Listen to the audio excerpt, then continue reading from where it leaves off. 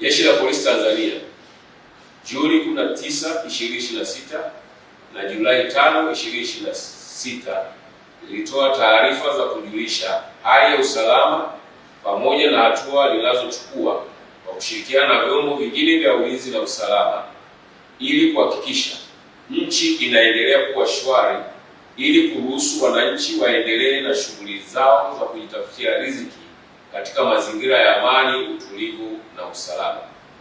Leo Julai 9, 2026 pia tungependa kutoa taarifa kuwa hali ya nchi ni shwari. Aidha, tulieleza kuwa tulikuwa tukiendelea kufuatilia kwa karibu sana uhalifu uliokuwa unahamasishwa na wahalifu kupitia mitandao ya kijamii na majukwaa mengine kama vile vikao vya ndani.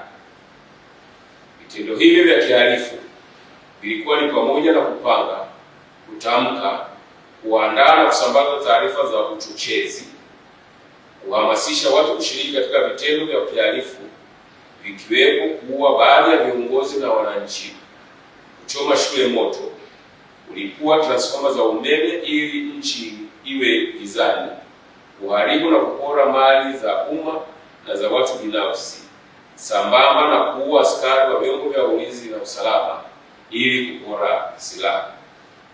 Kwenye taarifa hiyo tulitoa wito kuwa endapo mtu yeyote atatumiwa ujumbe unaohamasisha vitendo kama hivyo kupitia mitandao, asisambaze na badala yake afute.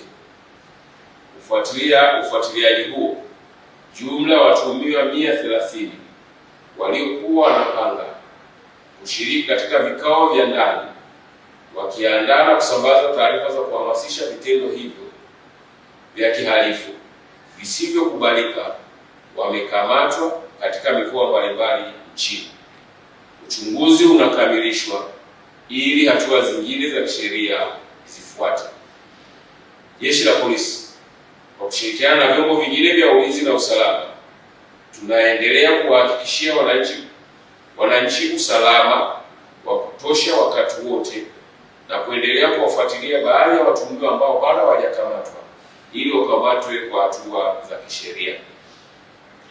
Tunaendelea kutoa wito kwa watu wote kuzingatia matumizi sahihi ya mitandao ya kijamii kwa kuepuka kushiriki katika kuandaa na kusambaza taarifa zenye kuhamasisha vitendo vya kihalifu au kusambaza taarifa unazotumiwa na ambazo huna uhakika nazo wala kujua chanzo chake.